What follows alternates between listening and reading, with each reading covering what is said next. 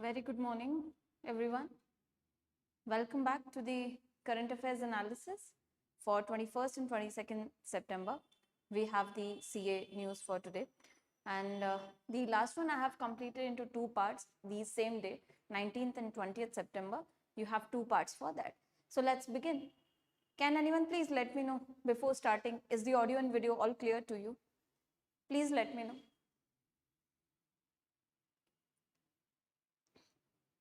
Anyone?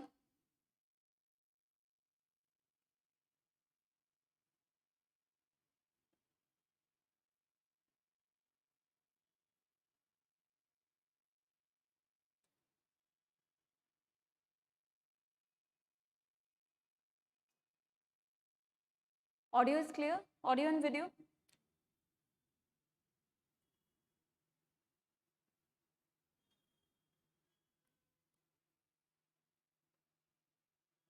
All right, so I'm assuming it's all good. Let's begin with the analysis. So in the first section which we have, the ESI finance and business category. All right. First news you have is LIC mutual fund to reduce the minimum SIP limit to rupees 100 per day. Now this is very interesting. Remember, LIC mutual fund, they have a daily SIP plan. So under LIC mutual fund, the SIP, daily SIP, systematic investment plans, 100 per day is going to be the daily contribution limit. They want to reduce it from the previous or the current limit of 300. Now this is to enhance financial inclusion. This is to include those people who have a very fluctuating salary and wages. So this is a good initiative to inculcate financial savings and investment habits into the people, as well as catering to the lower income and daily income strata of the society, right? So LIC mutual fund is going to be very attractive. Now you have 100-day daily SIP option here. This will be micro SIP. The current plan for daily is 300, for monthly is 1000. Now 1000 will be reduced to 250 and the quarterly, which is 3000, will be reduced to 750. So this is a new category for LIC mutual fund, which is micro SIP. This is very interesting, very interesting initiative. So this was the news. Next we have is regulatory bodies news. In the regulatory bodies, you have SEBI. SEBI has proposed that the listed entities, whichever listed entities you have, they should make all payments through electronic mode only. Now, the listed entities will be paying they will be paying like dividends, okay, interest, redemptions, all these payments will be done online only. So, was it being done in an offline method? Yes, sometimes when online payment was not successful, so checks and warrants were used to pay these things. Getting my point, right? So sometimes when online transaction could not succeed, the process could not be completed. In that case, the payment was done often with the use of checks and warrants. But now all of these will be done online only. Remember, this is important, okay? So all payments like dividends, interest, redemptions, including all these, will be done online mode only, in the online mode only. Now the reason is basically to streamline the payment process and enhance security, efficiency and convenience for all. So to streamline this and to avoid confusion, basically someone is paying something online, someone is paying something offline. So just to streamline the process, make the process easy and efficient enough. Okay. Now if you see the current status, so it is something called as LODR. In the current status, which I told you, that when the online transactions could not be successful, could not be made successfully, in that case they use the checks and warrants to pay these things, but now they will not be able to. So this existing mechanism is known as LODR, listing obligations and disclosure requirements. So this was allowed as per LODR rules. Remember, this mechanism of issuing checks and warrants, sometimes was allowed under listing obligations and disclosure requirement rules. But now the SEBI has proposed that it will be not furthering this facility. It permitted checks or warrants if electronic transfer failed, and especially for amounts more than rupees 1500. Remember this. Especially for the amount of more than rupees 1500. I hope this news is now clear to you. So just remember LODR and what the change is going to be. Clear? Any doubts so far? Alright, so next news, again very important, and if any one of you remember, yes, Gurleen, you were there in the editorial classes. I have taken an editorial, entire editorial on the credit default swap. Credit default swap. If you are able to recall that class, I have explained you the entire mechanism of credit default swap, right? So again, we have a news from here. This is an addition to that class. In that class, I discussed with you that the mutual funds are only allowed to act as protection buyers and not as protection sellers, but now they will be able to act both as protection buyers as well as sellers. So this is an add-on to that discussion which we had in the editorial class. This is going to be very important, so just listen the news carefully, right? First of all, the news is SEBI allows mutual funds to buy as well as sell credit default swaps. Now, mutual funds will be allowed to buy as well as sell credit default swaps. So, for all those who don't know what is credit default swap, let me just explain you very quickly. What is a credit default swap?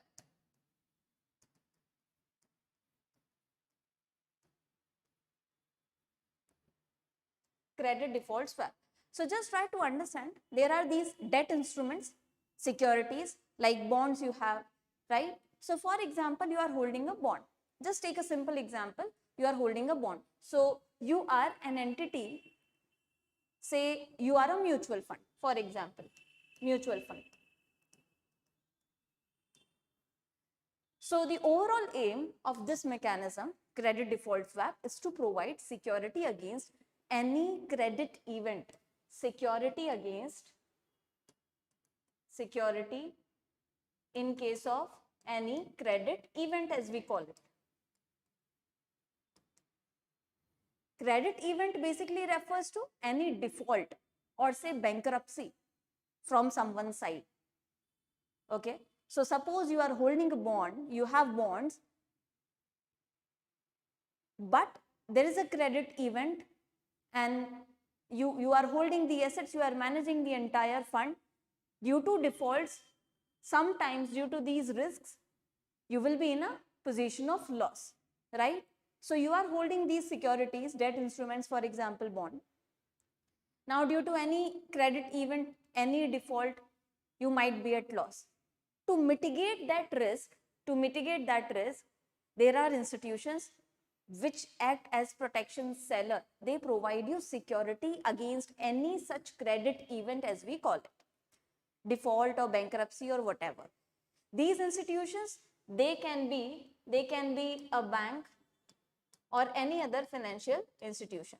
So suppose this is a mutual fund, right, is a buyer. That means also known as a protection buyer for this particular purpose. Protection buyer, yani it wants to buy the protection cover for the securities or instruments it is holding, for say debt instruments.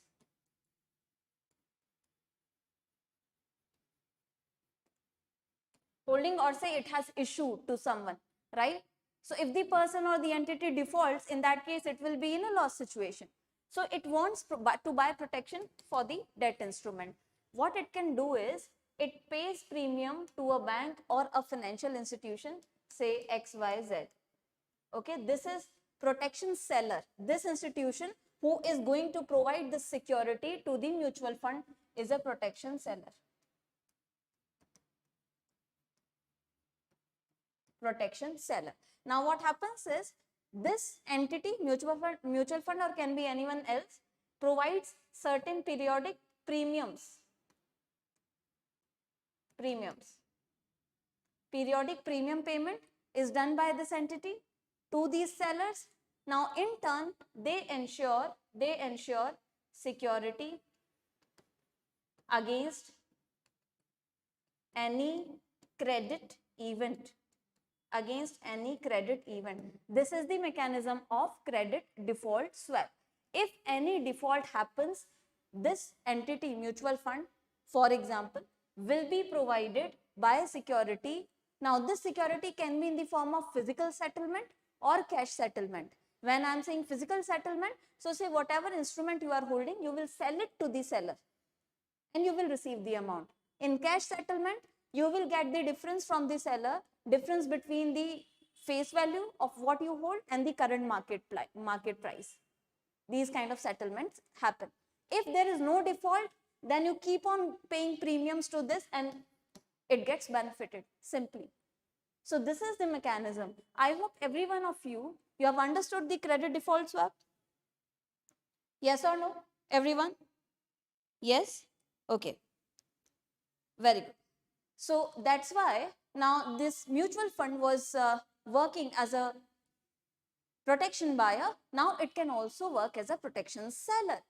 So now you understand the news that it can also provide security, but condition attached, that cannot be beyond the limit. So condition is the security which you are providing, if you are working as a protection seller, cannot exceed 10% of your total asset under management.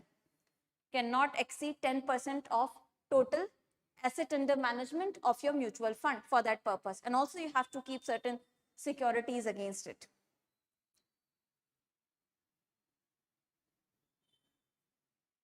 Okay. All right. So this was the concept. I hope you understood. Now let's move back to the content. So this is the news. Now mutual fund will be able to buy as well as sell credit default swaps. Aim to increase liquidity basically in the bond market, particularly in the corporate bond market, and it would also initiate participation in the additional investment product of mutual funds. Now previously, as I told you, these were only permitted to use CDS transactions to buy protection against a credit risk, not to sell them. But now they will be able to sell as well. So this is important, remember this news. Next section we have is banking news. In the banking news, the first news you have Tata Motors has tied up with ESAF Small Finance Bank. Tata Motors has tied up with ESAF Small Finance Bank to provide easy and flexible vehicle financing options. So to provide vehicle financing also for the electrical vehicles, EVs, this tie-up has been there. Okay. So with ESAF Small Finance Bank, they will be providing financing of vehicles, including the EVs. Financial services, access to improve the access to financial services, particularly small commercial vehicles, light commercial vehicles, etc. Now in the national and state news, you have national news first. Government to launch expanded Ayushman Bharat scheme. Expanded Ayushman Bharat scheme. We are going to discuss that, plus UWIN portal in October 2024. So it is going to be important. Let's understand what does that mean with the expansion of Ayushman Bharat and what will be this UWIN portal by October 2024. So first of all, the Ayushman Bharat Pradhan Mantri Jan Arogya Yojana, PMJ as we call it, you all must be knowing world's largest health assurance scheme is there, right? World's largest. The assured amount is 5 lakh per family per annum. 5 lakh per family per annum. There are certain criteria of eligibility, but not the income cap. So there is no income cap. This is kind of a universal benefit, right? So that's why this is world's largest assurance scheme, health assurance scheme. Okay, this has been expanded. So let's see. First of all, about the Ayushman Bharat Pradhan Mantri Jan Arogya Yojana. You must be knowing it was launched on 23rd September 2018 by Honorable Prime Minister, and the place at which it was launched was Ranchi, Jharkhand. Nodal agency for this is NHA, National Health Authority. As I told you, covers up 5 lakhs per family per year for secondary and tertiary care. Secondary and tertiary care.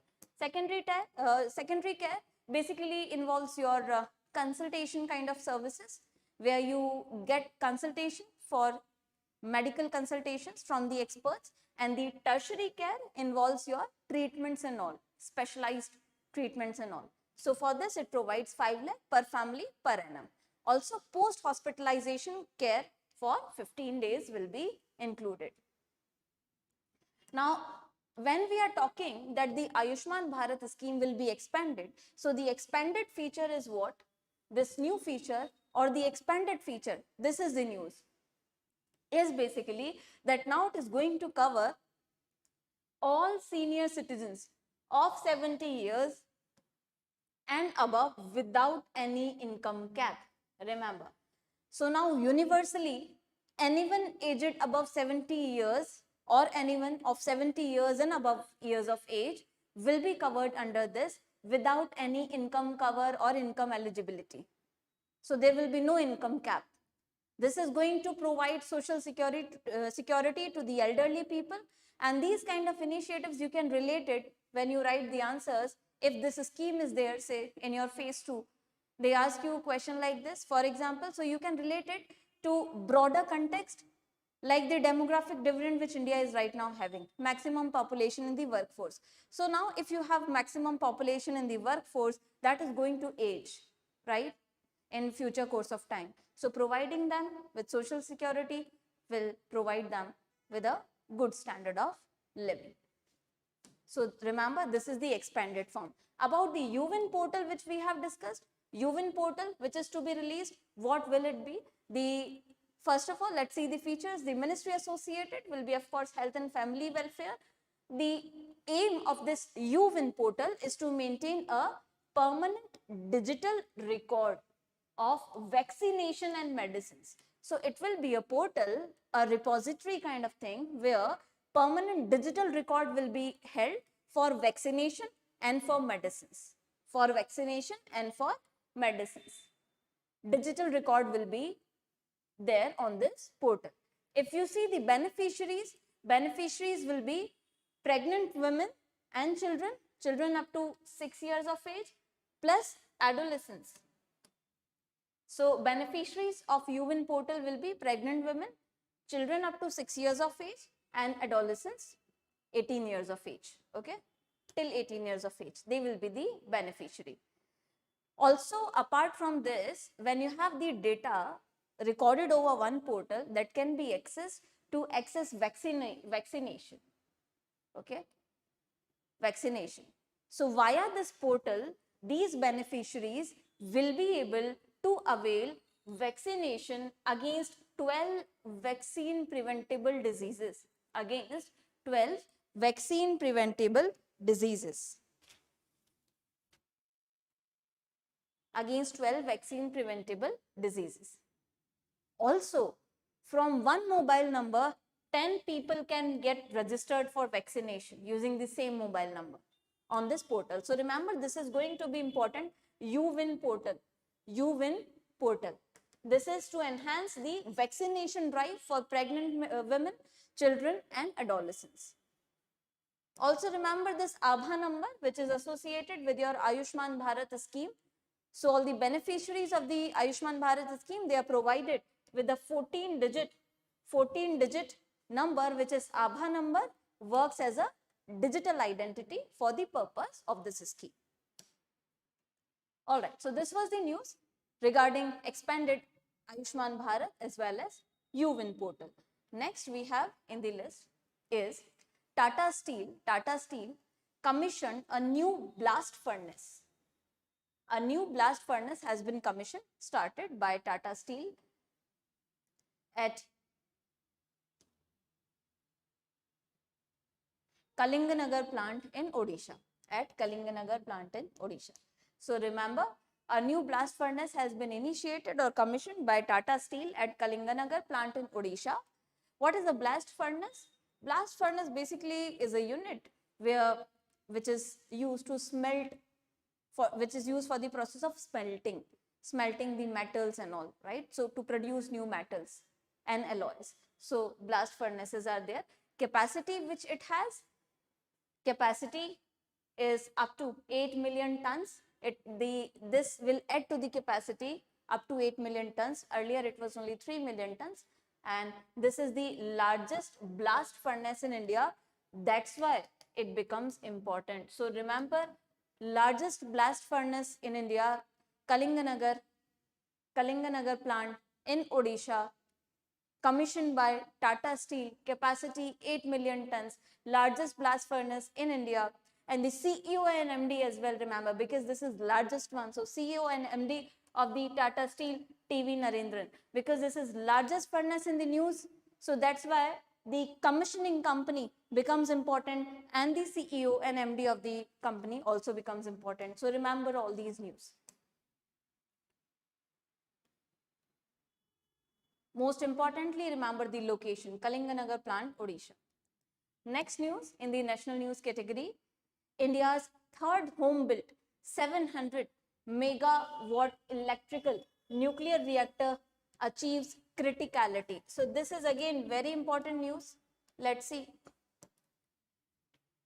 India's third home-built, third largest, which is indigenously built, home-built, capacity 700 MWE, megawatt electric, 700 MWE, megawatt electric nuclear power reactor has achieved criticality and is set to start commercial electricity generation soon. This is a very big achievement again in the series of India's nuclear power generation capacity. Now, what does that mean if a nuclear power plant has achieved criticality? What is the significance? Criticality for this purpose basically means that the plant now has sustained fission reactions. Sustained fission reactions.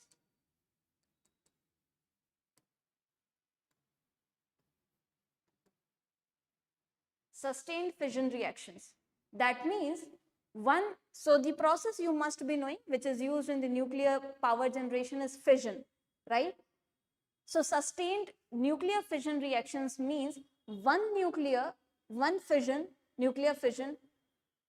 is sufficient to start the successive nuclear fissions, and that's how the power will be generated, right? So sustained nuclear fission reactions are there. One fission will be enough to generate more neutrons so as to create a chain of fission reactions which results into then power generation. So this is what criticality means. It has achieved criticality. That means it is ready to commence commercial operations. So remember this. Remember the capacity 700 megawatt electric. Okay. So where is it? It is a part of Rajasthan Atomic Power Project in Rawatbhata. Rawatbhata, always been a center of atomic power generation, right? So it is part of the entire Rajasthan Atomic Power Project in Rawatbhata, and it is a significant milestone for NPCIL, which currently operates 24 reactors, and many more are under construction. So earlier two of them, because we said that this is the third one. So which were the earlier two? You also remember that the earlier two, again 700 megawatt electric power plants, they start their commercial operations. They have started their commercial operations at Kakrapar Atomic Power in the Gujarat, right? So remember, two of them have started their operation in Gujarat. Next news we have is government plans non-skippable anti-tobacco ads. Non-skippable anti-tobacco ads on OTT. So these OTT platforms, over the top, where you have all these web series and movies like Netflix and all, right? Amazon Prime, Netflix, they will be, government is planning to have non-skippable. You cannot skip the ad like certain ads which are there on YouTube regarding tobacco. So awareness, anti-tobacco basically. So as to spread awareness among the people regarding the harms of tobacco. It will be not less than 30 seconds. It will be of not less than 30 seconds and it will be an audio video disclaimer. Audio video disclaimer, which will be of not less than 20 seconds. So it will be basically providing you the insights on the ill effects of tobacco. Simple. Ill effects of tobacco. So remember this news.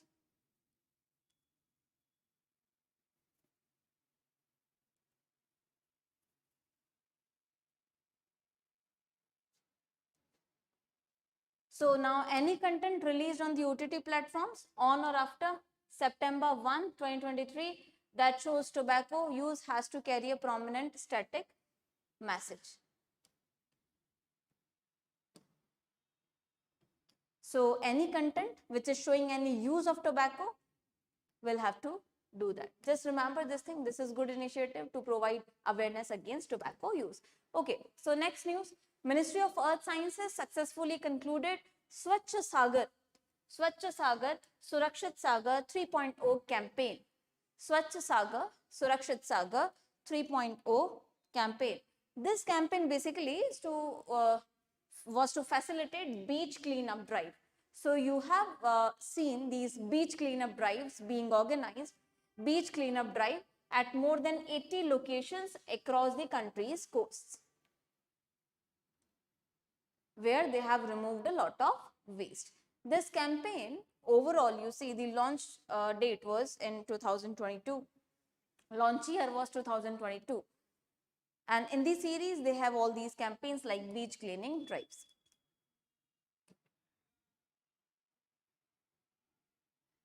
So next news, let's see what is the next news. United States of America returns 297 antiquities to India. USA has returned 297 antiquities to India. Remember this. So on the occasion of visit of Honorable Prime Minister to the US facilitated the return of 297 antiquities that had been stolen or trafficked from India. These antiquities were either stolen or trafficked from India to the country, and now they have been returned. Okay.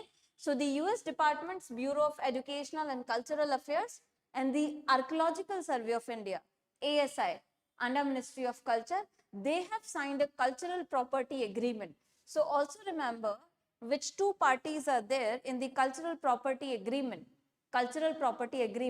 So these are the US Department's Educational and Cultural Affairs and the ASI from India. For this purpose, they have signed a cultural property agreement to fulfill these commitments made by the President of the US and the Prime Minister of India to enhance cooperation and protect cultural heritage. Right? So this is the thing, remember. All right. Next news.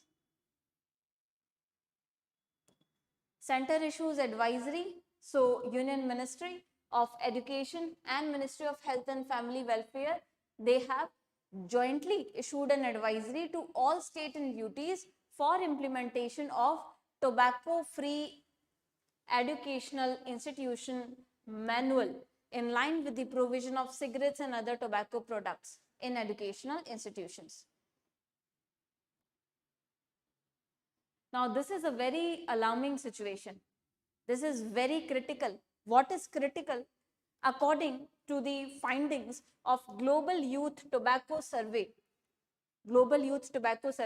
2019, it has revealed 8.5% of school students aged between 13 to 15 years of age, very low ages, see, very young age group, 8.5% of school students aged between 13 to 15 years in India they consume tobacco in various forms. This is very alarming. You need to protect them, you need to stop them. Otherwise, you can see when they reach the higher age group, what will be their health conditions, right? So in line with that, the ministries have advised, they have issued advisory to all the state and UTs for implementation of tobacco-free educational institution manual.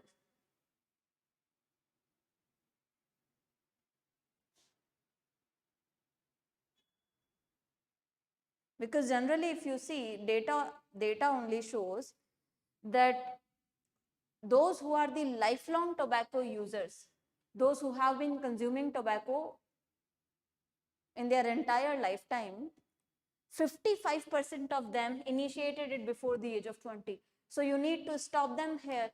Otherwise, lifelong tobacco users will be higher. Next news. So next news is Union Cabinet has approved the Integrated Development of Wildlife Habitats Scheme. Integrated Development of Wildlife Habitats Scheme for the 15th Finance Commission cycle for an overall outlay of 2,602.98 crores. Okay. Now, what is this scheme and what is the aim? Let's see. Integrated development of wildlife habitats. As the name only suggests, want to develop wildlife habitats. This is centrally sponsored scheme, not a central sector scheme. Remember, that means contributions will be made both from the center as well state side in terms of financial contribution, implementation, program implementation and all, right? So it will cover your major initiatives like Project Tiger, which aims to conserve the tiger population, Project Tiger, Project Elephant and development of wildlife habitat. So we want to improve the habitats of these wildlife species, habitats, and to integrate technological interventions or boost technological interventions in different areas over the current and next financial year in tiger as well as wildlife habitats. So this is the scheme. Remember, this is centrally sponsored scheme. Also remember the total number of tiger reserves you have. So the figure is quite interesting to remember. 55 it is. 55.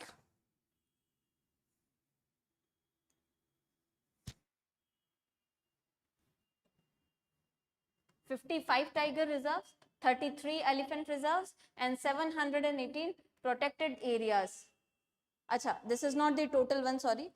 This is the 55 tiger reserves and 33 elephant reserves, 700 protected areas and their zones will benefit from these schemes, right? So just remember, you can also go through this table. These are all centrally sponsored. So you have central share for Project Tiger, you have state share. For Project Tiger to be covered under this, central share will be this much, state share will be this much. So they will be sharing this. Please remember the number: 55 tiger reserves, 33 elephant reserves and 718 protected areas will get benefited out of it. Next, in the state news categories, let's see what all are the newses. First is Michelin. Michelin, so it is basically a tire manufacturing company. Michelin is a tire manufacturing company. It is from France, right? So it is French tire manufacturing company, has laid foundation stone for a new manufacturing facility in your Tiruvallur district of Tamil Nadu. Remember, okay?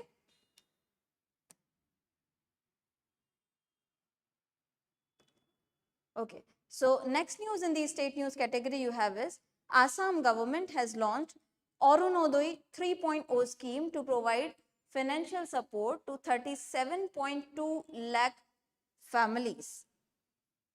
So these are state initiatives. Let's see Assam government Arunodoi 3.0 scheme. So remember, belongs to Assam government, aims to provide financial support to over 37.2 lakh families, and the scheme basically will prioritize your vulnerable groups, which are more prone to marginalization, vulnerable groups, and integrates with the NFSA, National Food Security Act, for comprehensive social security. So the benefits of National Food Security Act, which provides you the distribution, which provides you the framework for distribution of food grains and all, will also be covered here. And the financial benefit amount, how much will be the amount? It will be rupees 1,250 direct benefit transfer to the eligible candidates, the vulnerable groups. 1,250 DBT, direct benefit transfer. That means directly will be credited. This benefit amount will be directly credited to the bank account of the beneficiary. So remember, Assam government Arunodoi 3.0. Next news which we have is PM Narendra Modi led the foundation stone of PM Mega Integrated Textile Regions and Apparel Park in Amravati, Maharashtra. This is important. PM Mitra Park in Amravati, Maharashtra. PM Mitra Park in Amravati, Maharashtra. What is it? Basically, you see, you have the technological parks, right?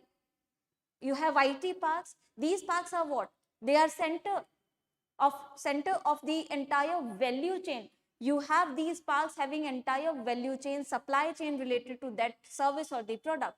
So in these integrated textile regions and apparel parks, entire textile industry related value chains and their nodes will be established. That means right from weaving to knitting to dyeing, painting, right?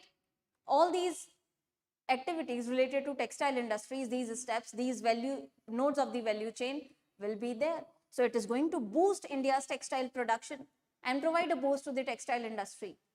This is the aim. So remember, PM Mega Integrated Textile Regions and Apparel Park has been led down or started in Amravati, Maharashtra. Who has developed it? So your Maharashtra Industrial Development Corporation, MIDC, has developed this. Remember this. This is important. Which agency has developed this? Maharashtra Industrial Development Corporation. Central government overall, if you see, has approved setting up of 7 such PM Mitra parks for the textile industry. It will give a huge boost to the textile industry. Also, apart from this, PM has launched Punya Shlok Ahilya Devi Holkar Women Startup Scheme. Punya Shlok Ahilya Devi Holkar Women Startup Scheme. If you remember, if you know this personality, Ahilya Devi Holkar has been a celebrated brave queen from your history. If you read about the Indore and the Gwalior and the Bhopal region, so particularly belong to the Indore, present day Indore, which you have in MP, Ahilya Bai Holkar. She was known for her justice, right? There are stories and legends about her delivering justice to the public. So Ahilya Devi Holkar, PM Modi has launched Punya Shlok Ahilya Devi Holkar Women Startup Scheme. What does this scheme aim? It will support women-led startups in Maharashtra. Women-led startups in Maharashtra. For that, financial assistance up to 25 lakh will be provided. So this is to bring women entrepreneurs in the field, basically.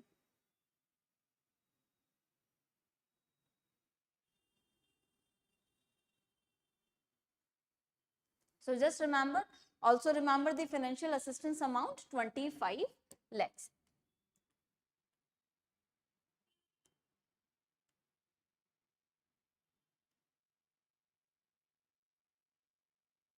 Also government will be establishing skill development training centers in the colleges in Maharashtra, where they will be training youth aged between 15 to 45, enabling them to become self-reliant and make them someone who generates employment, not looking for employment opportunities, right?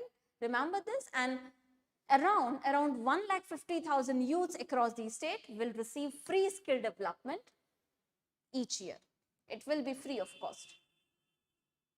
So this was your state news. We have discussed every news comprehensively. I hope you don't have any doubts so far.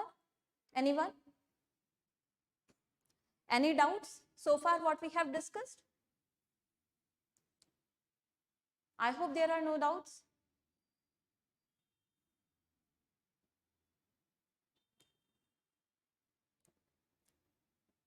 All right.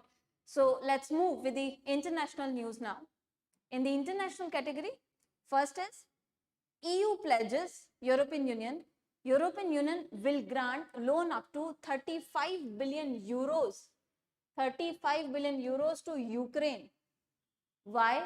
To help the country which is stuck in a long, really long war with Russia, right? Then you have Nepal celebrated the 9th anniversary of declaration of its constitution on 20th September 2024. Remember this news. For all your upcoming examinations, they can ask you which country has recently celebrated Constitution Day. So, and which number is 9th Constitutional Day? You can remember this very easily. N for Nepal and N for 9, right? Just remember NN. N for Nepal, N for 9. So 9th Constitution Day of Nepal on 20th September. Clear?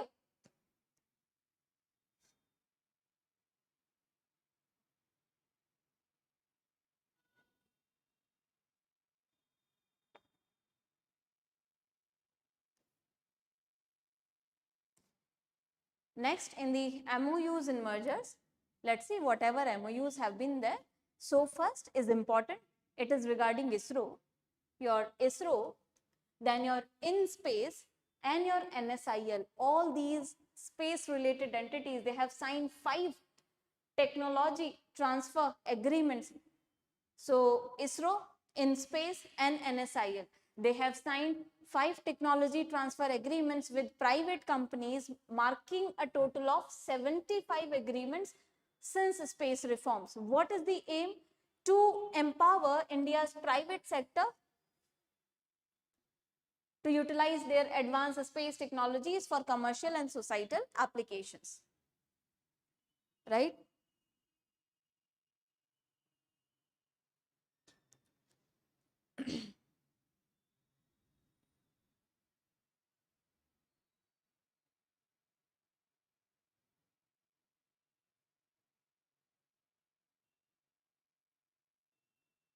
So just remember, they have signed this MOU. You must be knowing InSpace, the Indian National Space Promotion and Authorization Center, which is engaged in space promotion of these space projects and authorizations, as well as NSIL. You have New Space India Limited, all these entities and companies related to space exploration and space projects in India. So they have signed MOUs with a lot of private companies to expand the scope of space projects as well as utilize their efficiency and state of the art. Also provide the private companies an opportunity to expand their commercial business, expand their business in the private space technology. So remember these, total of 75 agreements.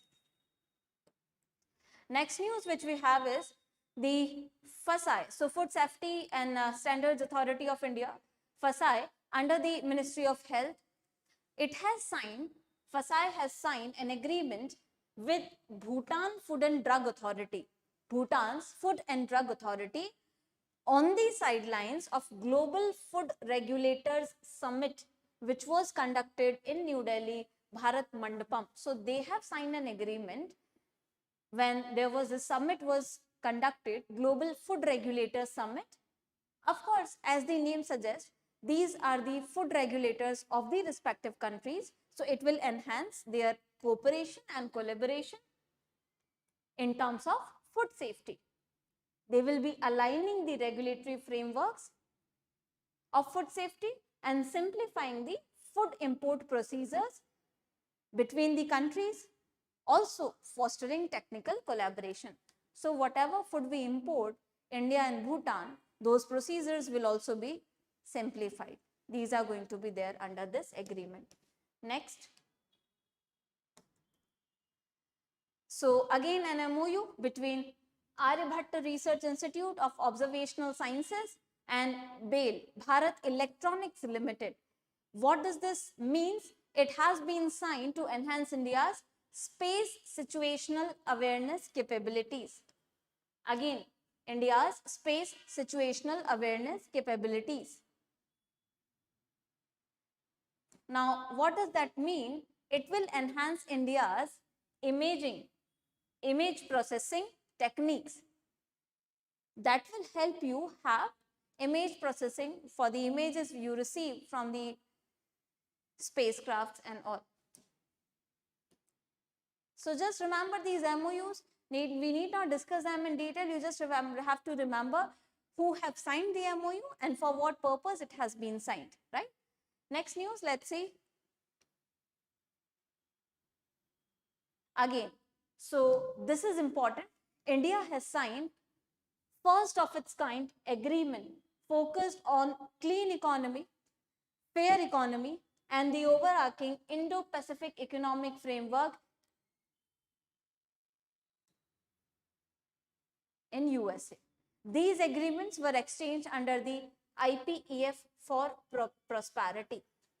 These agreements were exchanged under the Indo-Pacific economic framework, Indo-Pacific economic framework for prosperity.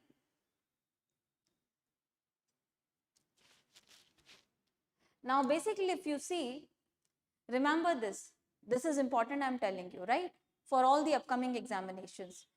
Countries involved, India and USA. Purpose, transparent economy, fair economy. That would mean they will have technological collaborations to make the economic functioning more fair, efficient and transparent enough, right? So this agreement on clean economy, also clean economy with lesser pollution, so it has a sustainable component as well. So it is aligned with fairness, it is aligned with climate change risks involved, it is aligned with the sustainable development goals. So there are broader perspectives to this agreement, which is the aim of the agreement. So it intends to promote technical cooperation, workforce development, as well as capacity building and research collaborations in this field. Remember, technical cooperation will be there, workforce development for this purpose will be there, capacity building and research, R&D. Now, if you see, this was the news, so your Indo-Pacific economic partnership becomes very, very important, or framework becomes important. What is this IPEF? What is this IPEF? It was launched on 23rd May in Tokyo, Japan. So total members, if you see, are 14 countries. 14 countries. Which are they? You have Australia, Brunei, Fiji, India, Indonesia, Japan is also there, Republic of Korea is also there, Malaysia, New Zealand, Philippines, Singapore, Thailand, Vietnam and USA. These are the 14 countries. What was the aim of this Indo-Pacific economic framework? As the name only suggesting, it is a framework to collaborate in economical dimensions in the Indo-Pacific regions, right? So on economic grounds, all the multidimensional activities which are there, they will be having cooperation and collaboration for that. So to strengthen economic engagement and cooperation among the partners for the goal of advancing growth, stability and prosperity in the Indo-Pacific region. Now, what do you have to remember from here? Remember the 4 pillars of this framework. They can ask you these pillars in the MCQ type of questions of the upcoming examination. You see the RBI phase 1, they have asked you the pillars of the budget, they have asked you the pillars or the principal criteria used in the Human Development Index calculation. So these kind of questions they can ask.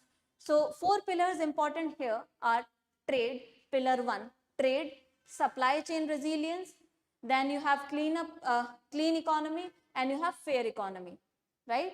So clean economy, reducing the pollution with sustainable development. right? So remember 4 pillars: trade, supply chain resilience, clean economy, and fair economy. Also remember India's status. In pillar 1, now you have this agreement for clean and fair economy. So now you have clean and fair economy agreement signed by India with the US. In the US, not with the US, in the US. So the location was US and it has been signed in respect to this framework. But remember, India has ratified the agreement on supply chain resilience, pillar 2. This pillar 2, India has ratified it. India has ratified it. Ratified means that India has signed earlier, but then also implemented subsequent laws in the land to implement the agreement. That is ratification, right? And pillar 1 mein India is still maintaining an observer status. So remember, pillar 1 trade mein observer status, pillar 2 supply chain resilience mein we have ratified it, and third and fourth is in the news. So this was signed third and fourth in the USA under this Indo-Pacific Economic Framework. So this was the news.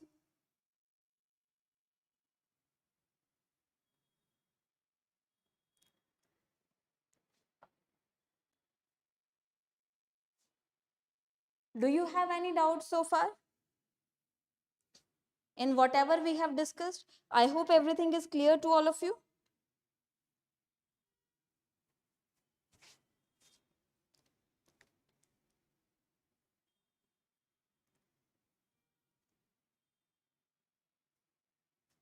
Everything is clear, right? So let's move ahead in the science and technology and defense news section. So first news which we have is space. So Polaris Dawn mission of SpaceX. Remember, whose mission is this? SpaceX. Polaris Dawn. What is the mission? So first of all, the news is that this Polaris Dawn mission of SpaceX has been concluded with a successful splashdown in the Atlantic Ocean off the coast of Florida. This mission has made history for multiple groundbreaking achievements. What are the achievements? Why this mission is important? Let's see why we say that this mission has created history. So what are the achievements?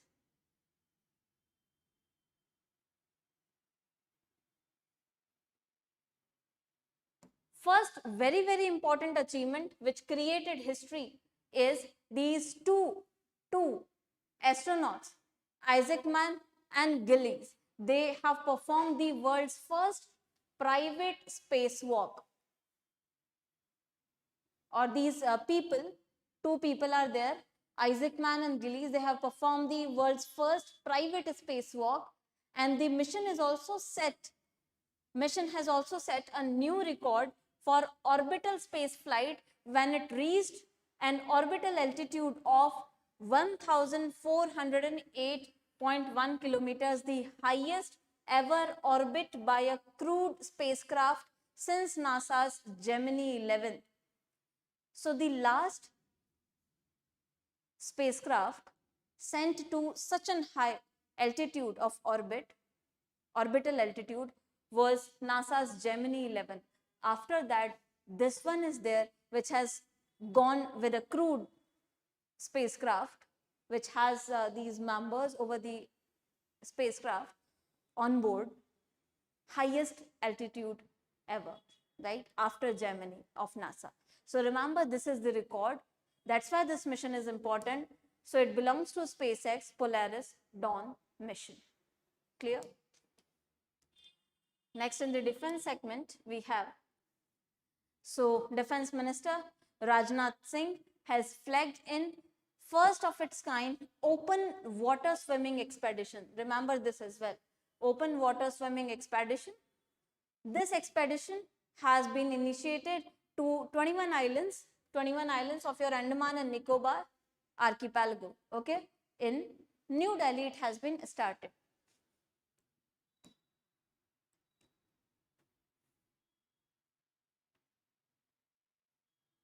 Also, so if you see, it will be a tri-service.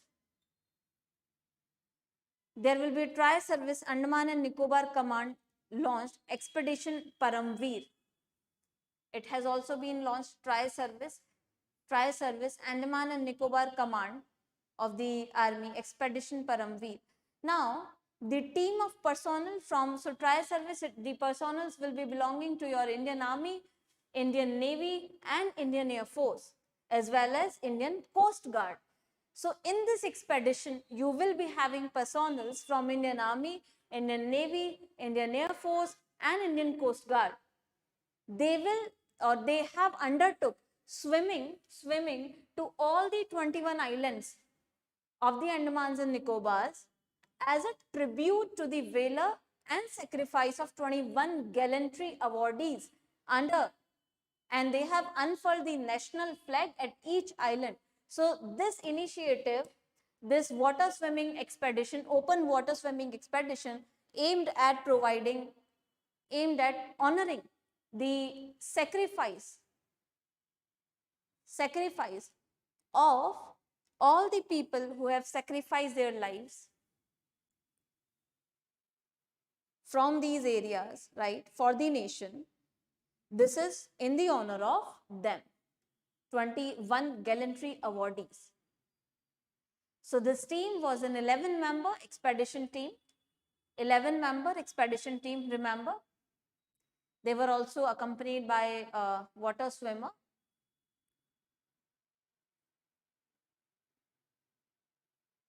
And Tenzing Norway National Adventure Award winning commander Paramveer Singh. So this team was led by Paramveer Singh, remember. Now one note, you must be knowing that 23 January. So 23rd January 2023, which is observed as Parakram Divas, Prime Minister has named 21 largest unnamed islands of Andamans and Nicobars after the Paramveer Chakra awardees. So on the event of Parakram Divas celebrated on 23rd January, in 2023, 21 unnamed islands of Andamans and Nicobars were named by the Prime Minister. The names were given on the basis of your Paramveer Chakra awardees. Their names were given. So this was the expedition. Just remember this 11-member team led by Paramveer Singh, and this was to give honor to the sacrifice and valor of the gallantry awardees.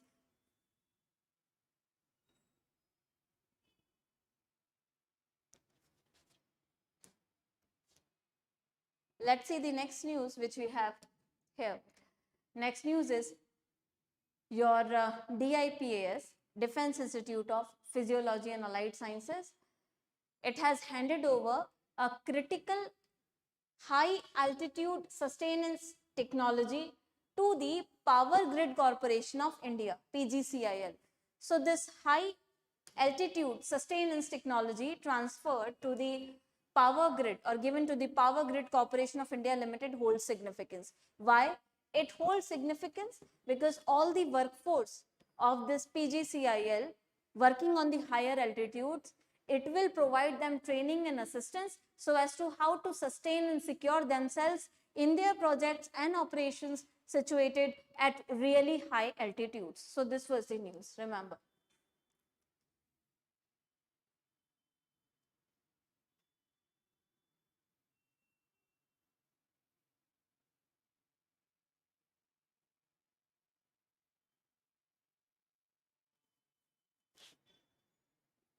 All right.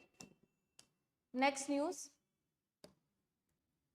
So Indian Air Force has successfully completed exercise Eastern Bridge 7. Remember this, with the Royal Air Force of Oman in Masira, Oman. So remember the location Masira, Oman is the Indian Air Force exercise with the Royal Air Force of Oman, exercise Eastern Bridge 7.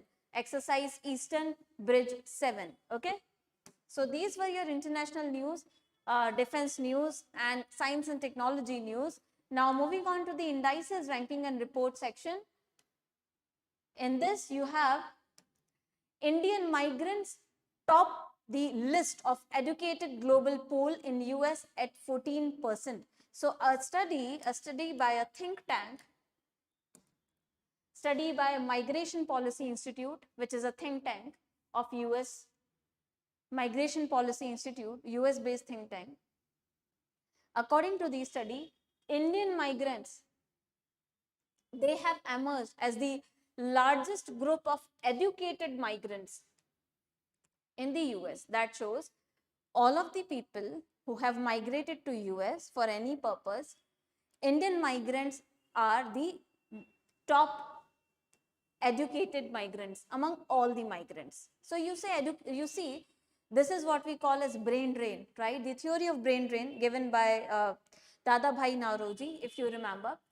Indian migrants, educated people migrating to these countries for job opportunities are draining India's intellectual wealth, right? So, but anyways, so remember the figure, they are accounting for 14% of the global pool of educated immigrants. Next. Also remember in this series, so first is India, second is China, and third is Philippines. Remember, first is India, second is China, and third is Philippines. In the report section, we have your ICRA, which is a rating agency, ICRA. According to ICRA, hybrid cars and electric vehicles, they could have an 8% volume share in India's domestic passenger vehicle by 27-28.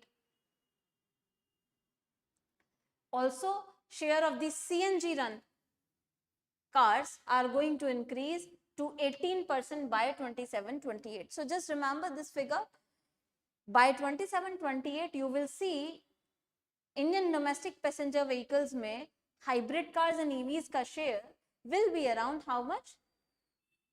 8%, as well as share of the CNG based vehicle 18%. So it is growing, it is expanding, right?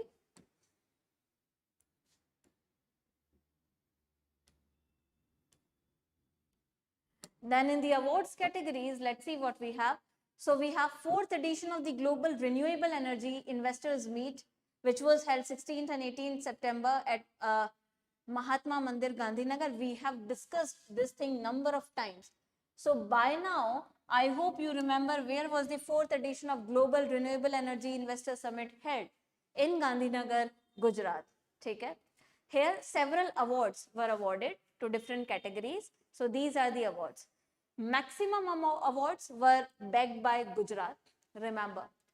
So regarding renewable energy efforts, maximum awards were won by the state of Gujarat, okay, state of Gujarat. If you remember what all the awards are, so rank one in overall renewable energy capacity achieved. So in India, the state of Gujarat is top in the terms of overall renewable energy capacity. Remember, Gujarat. This is going to be their probable area of questions for you. Probable area of questions in the upcoming examinations. So, first position, Gujarat in renewable energy capacity as well as overall wind power capacity. Overall wind power capacity, and second in the rank under overall solar power capacity. So if Gujarat is second, who is the first? So in solar power, first is Rajasthan. Remember, first is Rajasthan. Okay, first is Rajasthan. So first in solar power capacity, Rajasthan. Second is Gujarat, and Gujarat is first in renewable and wind power.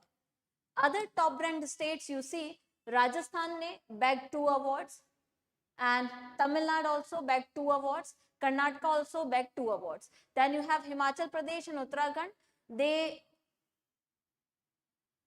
have won awards under hydropower capacity category. So under hydropower capacity category, you have Himachal Pradesh and Uttarakhand performing very well. Okay. So Himachal and Uttarakhand, they have won awards for overall hydropower capacity. Just remember these information, they are really very important. Then next what you have is, so your Magnus Carlsen and Judith Polgar, they were felicitated with what? So they were felicitated with the best male and female awards respectively at 500 awards. So your international chess tournament which you have, federation which you have,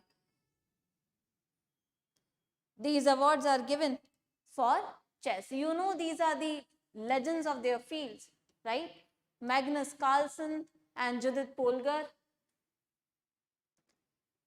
So they have been felicitated with 500 award ceremony which was held in Hungary. Okay. Now next section which we have is of books and festivals. So no books are there, festivals may be nahi hai. You have sports. Two news you have from the sports category. Let's see. So first is Jasprit Bumrah. You have seen his performance over the last few matches, right? So Indian cricketer Jasprit Bumrah has become the 10th Indian bowler to reach the milestone of 400 international wickets, and with that he has joined the elite club with 400 international wickets. Joined the elite club with 400 international wickets. Jasprit Bumrah has become 10th such Indian bowler to have 400 international wickets. Clear? Now this has been accomplished during the first test against Bangladesh at Chennai.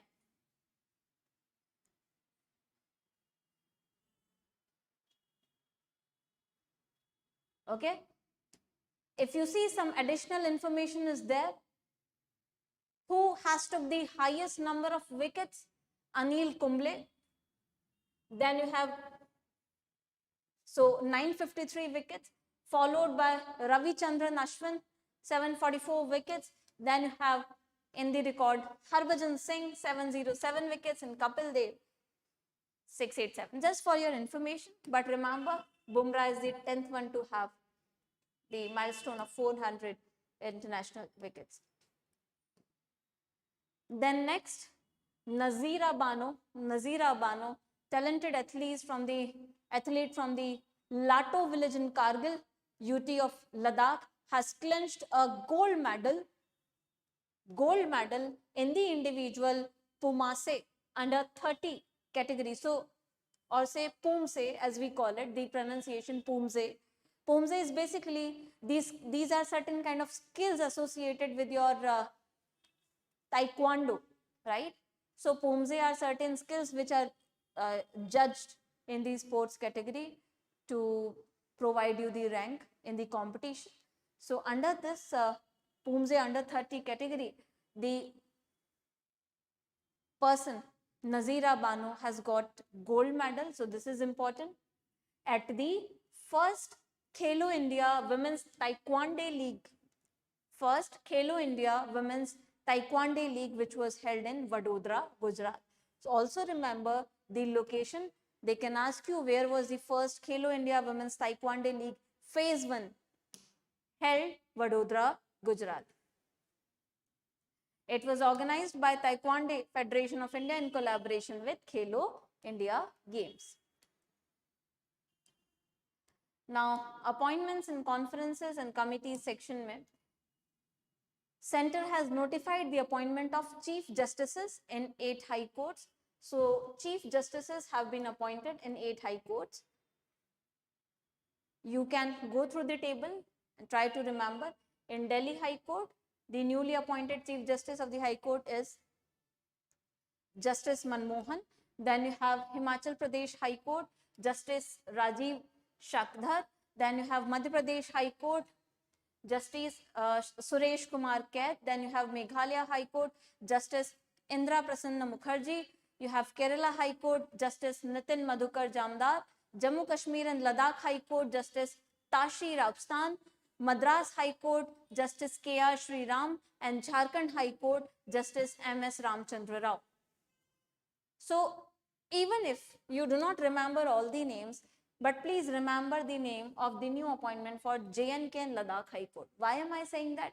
Because J&K and Ladakh, you see these new union territories incorporated out of the state of Jammu and Kashmir, which after the scrapping of Article 370, new developments, any economic, political, social, constitutional development related to these duties are important for the examination, right? So these are the appointments. Then next we have is Air Marshal Amarpreet Singh, appointed as next Chief of the Air Staff. So this is again very important. Air Marshal Amarpreet Singh going to be appointed as next Chief of Air Staff, and he will be replacing the Air Chief Marshal Vivek Ram Chaudhary. Next you see Kailash Narayan Singh Dev. Kailash Narayan Singh Dev has been elected as President of National Rifle Association of India, which is headquartered at Delhi.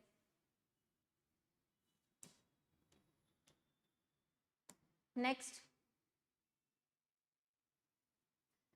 Indian ace shooter. You have seen her recently performing well. So Manu Bhakar has been appointed as the brand ambassador of Ministry of Ports, Shipping and Waterways. Remember this. This is going to be a really important information for you. Who is the brand ambassador of Ministry of Ports, Shipping and Waterways? Manu Bhakar. Okay. And you see she has won two bronze medals in women's 10-meter air pistol event and 10-meter air pistol mixed team event in Olympics 2024, and she has also become the first Indian woman to win 2 medals in a single edition of Olympic Games. First Indian woman to win 2 medals in a single edition of Olympic Games. So one in 10-meter air pistol event and one in 10-meter mixed team event. Brand ambassador of Ministry of Shipping and Waterways. Next, what we have in the series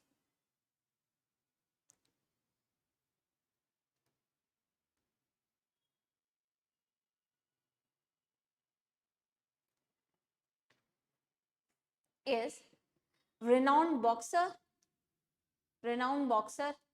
Nikhat Zareen joined the Telangana Police as Deputy Superintendent of Police.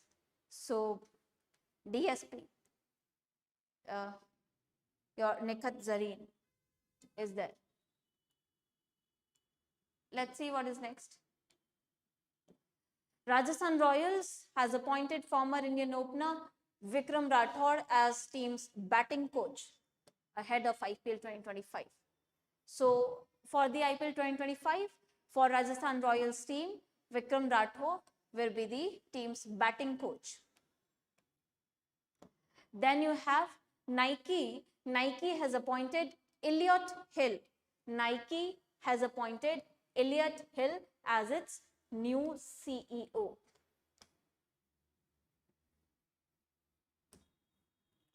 Then of course, this is the news you all know. Aam Aadmi Party leader Atishi has sworn in as the 8th Chief Minister of Delhi. She is also the 3rd woman Chief Minister in Delhi after Sushma Swaraj and Sheila Devi. So far, if you see, Atishi has been a quite prominent political figure from Aam Aadmi Party. She has retained 13 portfolios, 13 ministries, including education, revenue, finance, power. So important portfolios you see: education, revenue, finance, power, PWD, Public Works Department, etc. Right? So she is the new Chief Minister, 8th in the series of New Delhi. Let's see what is next. You have Alok Ranjan and Amit Garg appointed as chiefs of National Crime Records Bureau and Hyderabad-based Sardar Vallabhbhai Patel National Police Academy respectively. So, Alok Ranjan will be the chief of NCRB, National Crime Records Bureau, and Amit Garg is the new chief of your Sardar Vallabhbhai Patel National Police Academy, where you know these IPS officers recruited by UPSC, they are trained here. So initially your common training program is held in Labasna, Mussoorie, you all know that. After that, the separate special trainings are held. So for the IPS, they go to the Sardar Vallabhbhai Patel National Police Academy, Hyderabad. Now we have the conferences category, in which you have Quad Summit 2024 held in USA Claremont on September 21. It was concluded. So key highlights, we have earlier as well, we have discussed the Quad Summit. Quad, you must be knowing, is the quadrilateral security dialogue. It is quadrilateral because 4 members are there. So you have India, you have Japan, you have Australia and USA. Australia and USA. These are the members. They collaborate and cooperate. They have dialogues over security, economic partnership and all. Okay. So this Quad Summit, which has been concluded in USA, remember the country is USA, right? So the host was USA, location Wilmington, and it was hosted by President Joe Biden. And this was 6th edition of the Quad Summit. Remember, this was 6th edition of the Quad Summit. 6th edition of the Quad Summit. Now, what you have to remember, apart from the Quad Summit features, what were the major announcement under this? Quad is an important organization, remember, or an important security dialogue between these 4 countries. So, major announcement, first ever Quad at Sea Ship Observer Mission to be launched. This is one of the major announcements. Remember, Quad at Sea Ship Observer Mission. It is going to be launched by 2025 by US Coast Guard, Japan Coast Guard, Australian Border Force and Indian Coast Guard. Aim, of course, is to improve interoperability and advance maritime safety between these 4 countries. So this is one. Next you have Cancer Moonshot Initiative. Cancer Moonshot Initiative to be launched by Quad members. Focus is expanding cervical cancer screening by sharing the technical knowledge, the medical expertise and all. So expanding cervical cancer screening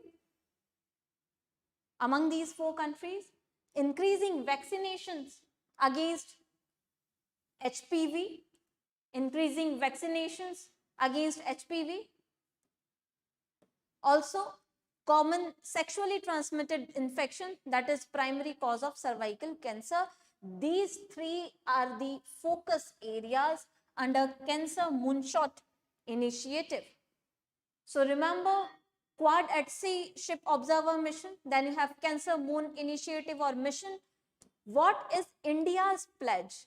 What did India pledge in this summit? India decided to grant 7.5 million US dollars to cancer testing, screening and diagnostics in the Indo-Pacific region.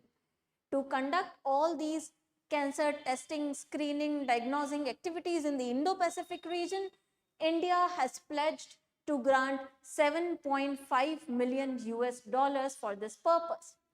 Second pledge which India had is to offer technical assistance, technological assistance to interested countries in the entire Indo-Pacific region on DPI, Digital Public Infrastructure for cancer screening and care and treatment.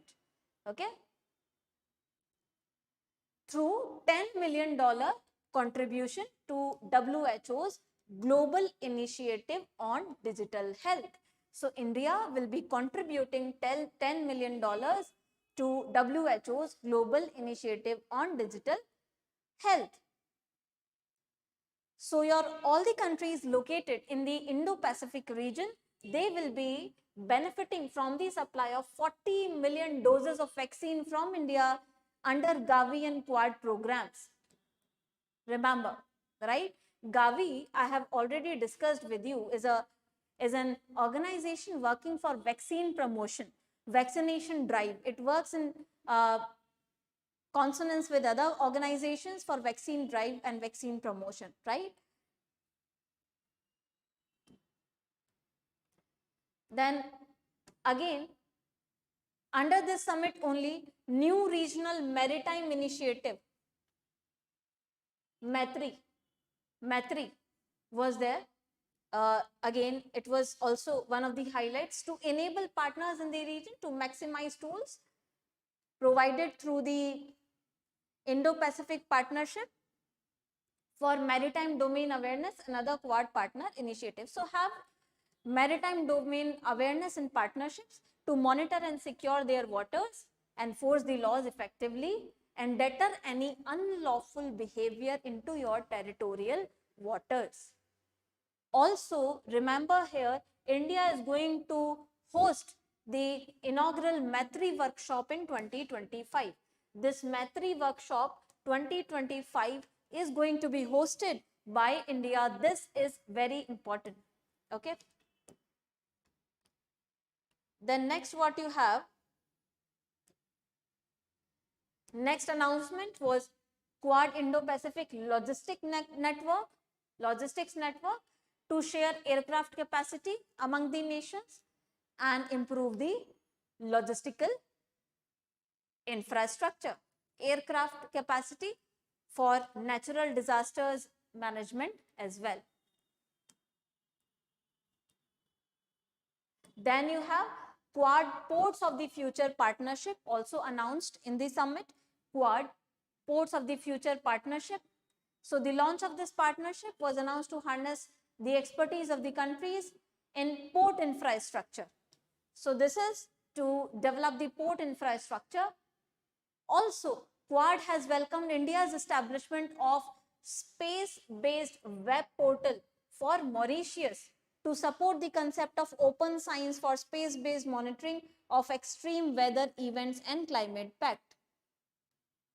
So India has provided space-based web portal to Mauritius, or India has established space-based web portal for Mauritius. What is this open space-based web portal is basically uses or monitors extreme weather events with the use of space technology, tries to monitor extreme weather events and climate impact. Now, important notes which you need to remember. Next Quad's foreign ministers meeting will be hosted by US in 2025. Quad Leaders Summit will be hosted by India in 2025. So remember the difference. 2025 में Quad Foreign Ministers meeting will be hosted by US, but Quad Leaders Summit, overall Leaders Summit will be hosted by India. 2025 Quad partners, they intend to hold inaugural regional ports and transportation conference will also be hosted by India in Mumbai. So Quad का ship ports conference will also be held by India in Mumbai. Then next, if you see, so Union government will be hosting World Audio Visual Entertainment Summit WAVES from February 5 to 9, 2025. Remember this. Who will be conducting this World Audio Visual and Entertainment Summit? India will be conducting this from 5 to 9 February 2025. Location again Bharat Mandapam, New Delhi. What is the aim? To improve or bolster country's media and entertainment industry, to expand the scope of media and entertainment industry, also extend its global reach or global influence. Remember the pillars of WAVES as well. What are the broad pillars of WAVES which is going to be there? So this is important for your examination. Remember 4 pillars are there: broadcasting and infotainment, digital media and information, or digital media and innovation, animation, visual effects, gaming and comics. So AVGC. Then you have films. So remember, 4 pillars of waves will be there: broadcasting, digital media, animation, films. It will of course be organized by Ministry of Information and Broadcasting. And who are the partners? Partners will be FICCI, CII and NFDC. Partners will be FICCI, CII, NFDC.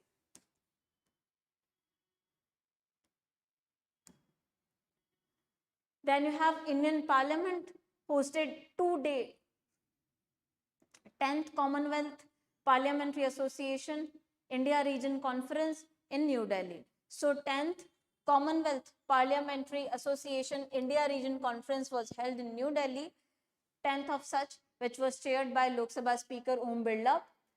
Also remember the theme of this. So theme for 2024 was role of legislative bodies in the attainment of sustainable and inclusive development. Remember the theme. This is important, very, very important. Remember the theme, role of legislative bodies in the attainment of sustainable and inclusive development. So this Commonwealth Parliamentary India region, it was created in 2024 from the erstwhile Commonwealth Parliament Arrangement Asia region as one of the 9 regions of CPA. Remember. Then in the committees section you have, so Petroleum and Natural Gas Regulatory Body, which is the oil regulator, has formed a committee to recommend ways of ending monopolies enjoyed by companies engaged in both transportation and marketing of natural gas and city gas retailing. So you see, in natural gas, in oil, in fuel, basically, the problem is why there are high prices. Problem is of monopoly. What is the monopoly? Monopoly is a kind of market structure in which there is a single seller and there are a lot of buyers. Or there can be more than single seller, but then they form a group known as a cartel. Like the biggest cartel which you have is the OPEC, Organization of Petroleum Exporting Countries. They are dominating the oil market. Whenever they feel like increasing the prices, they increase the prices, right? And the countries like India and all, having largest consumer base, they suffer due to higher import bill.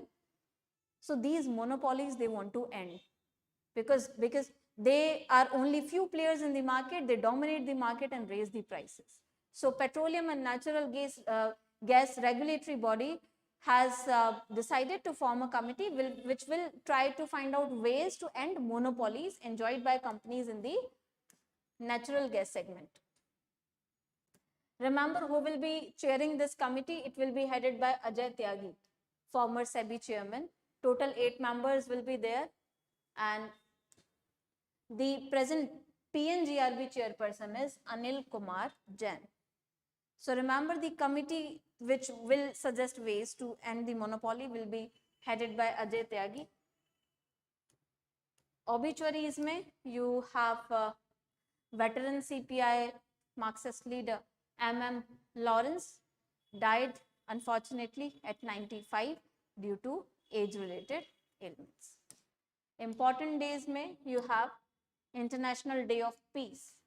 International Day of Peace which is observed annually on September 21. So remember, this year's theme is cultivating culture of peace. Cultivating culture of peace. Also remember, in 2024, UNGA has observed 25th anniversary of what? They can ask you this. So UNGA has observed 25th anniversary of Declaration and Program of Action on Culture of Peace. So 21st September, theme cultivating culture of peace. And UNGA celebrated 25th anniversary of its program of action on culture of peace. Then you have 21st September also celebrated as World Alzheimer's Day to spread awareness regarding Alzheimer's, right? So World Alzheimer's Day observed annually on 21st September to mark global efforts to raise awareness and challenge the stigma around Alzheimer's disease. to remove the stigma associated with Alzheimer's disease. Alzheimer's may you tend to forget things, right, with the severity of the disease. In 2024, remember the title of this campaign, Time to Act on Dementia, Time to Act on Alzheimer's. Remember this theme. Time to act on dementia, time to act on Alzheimer's. This is 2024 campaign for World Alzheimer's Day. So remember World Alzheimer's Day 21st September and International Day of Peace 21st September, 25th anniversary celebrated by UNGA for Culture of Peace. In personal news, you don't have anything, so that was the news. I hope you have enjoyed this session. We are covering each news comprehensively and they are very much sufficient for all your upcoming examinations. If you have any doubts, you can ask me. Otherwise, I'll end this session here and I will be meeting you in the next class. Any doubts you have? Any doubts, anyone? Any questions from today's class? Anyone?